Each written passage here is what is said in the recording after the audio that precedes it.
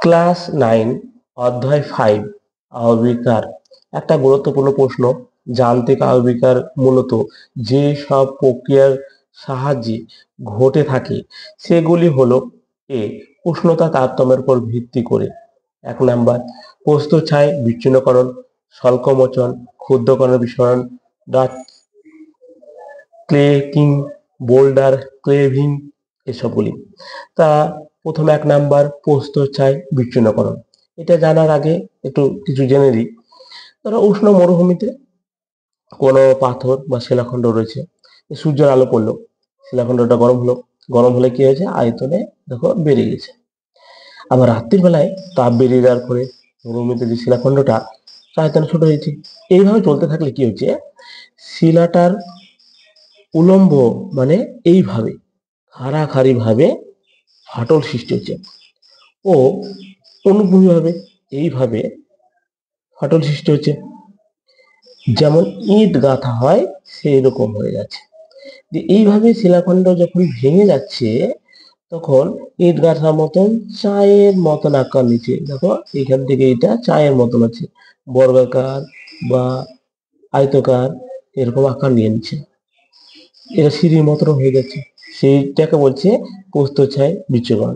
এবার সংজ্ঞাতে আসে, যে যান্ত্রিক আণবিকার প্রক্রিয়ায় উষ্ণতার তারতম্যের কারণে, উষ্ণতা তারতম্য বলতে মরুভূমিতে মানে বেশি তাপমাত্রার জন্য শিলা সংকোচন মানে একবার ছোট যাচ্ছে, ও প্রসারণ শিলা বেড়ে যাচ্ছে দ্বারা উলম্ব এই খাড়াখাড়ি ভাবে, ও সমান্তরাল এইভাবে সমান্তরাল ভাবে ফাটল সৃষ্টি করে চায় আকারে ভেঙে যায়। চায় এইভাবে বর্গাকারের মতন এটা ভেঙে যাবে, চায়ের মতন আকারে ভেঙে যাবে, তাকে প্রস্থ ছাই খণ্ডীকরণ বলে। অন্য নাম শিলা ছাই খণ্ডীকরণ, চৌকা ইত্যাদি নামে, চৌকাকার ইত্যাদি নামে পরিচিত। কোথায় ঘটে? উষ্ণ মরুভূমি অঞ্চলে বেশি কার্যকারী, যেমন কালাহারি, সাহারা মরুভূমি ইত্যাদি।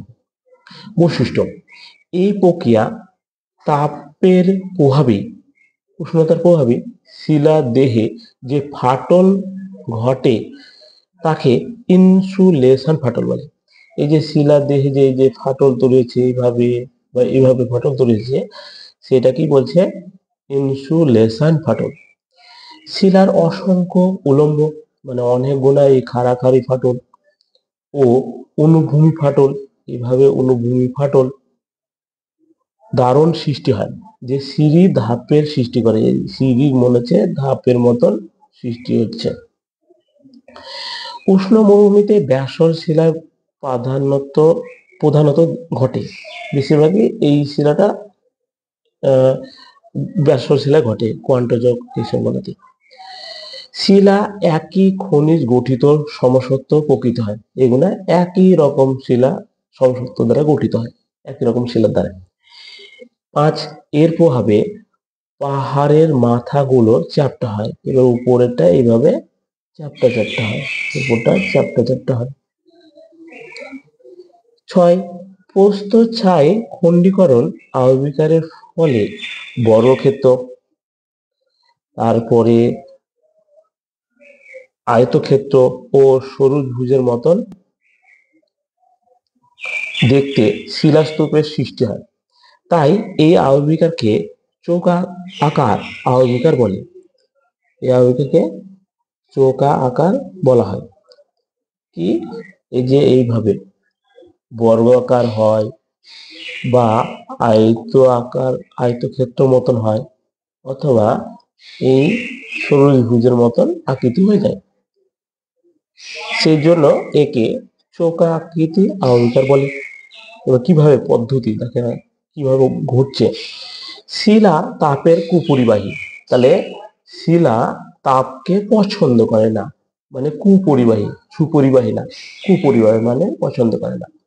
কুপরিবাহী হয় দিনের বেলায় প্রচন্ড সূর্যের কিরণে শিলা আয়তনে বেড়ে যায় বা প্রসারিত হয়। এই দিনের বেলাতে শিলাটা কি হয়েছে, আয়তনে দেখো বেড়ে গেছে, লাল কালি করেছি না, আয়তনে বেড়ে যাচ্ছে। এবং রাতের বেলায় শিলা থেকে তাপ বেরিয়ে যাওয়ায় শিলার সংকুচিত বা ছোট হয়ে যায়। তখন এই শিলাটা তাপ বেরিয়ে যাওয়ার পর শিলাটা কি হচ্ছে, ছোট হয়ে যাচ্ছে, আয়তনে ছোট হয়ে যাচ্ছে। এইভাবে অনেক দিন ধরে সংকোচন ও প্রসারণের ফলে একবার ছোট হচ্ছে, একবার বড় হচ্ছে। এর ফলে শিলার উপর সামান্তরাল, এইভাবে সামান্তরাল ও উলম্ব ফাটল সৃষ্টি হয়। পরবর্তীতে পরের বা অন্য সময় পরবর্তীতে কোনো ও এক সময় শিলা সেই ফাটল বরাবর একাধিক ছায় আকৃতি বিভক্ত যায়। তখন এই উলম্ব আর অনুভূমির জন্য অনেক গুণা কি হচ্ছে, একাধিক অনেক ছায়ের আকার নিচ্ছে, মানে ইটের মতন আকার নিয়ে নিচ্ছে, ছায়ের আকার বিভক্ত হয়ে যায়, হয়ে পড়ে। প্রস্থচ্ছায় খণ্ডীকরণ জনিত যান্ত্রিক আবির্ভাবে ঘটে থাকে। তাহলে এই যে প্রস্থচ্ছায় খণ্ডীকরণটা যান্ত্রিক আবির্ভাবে ঘটে থাকে। তাহলে আজকে শুধুমাত্র প্রস্থচ্ছায় খণ্ডীকরণ সম্বন্ধে বললাম, কালকে বাকিগুলো বলবো। আজকে এটুকু।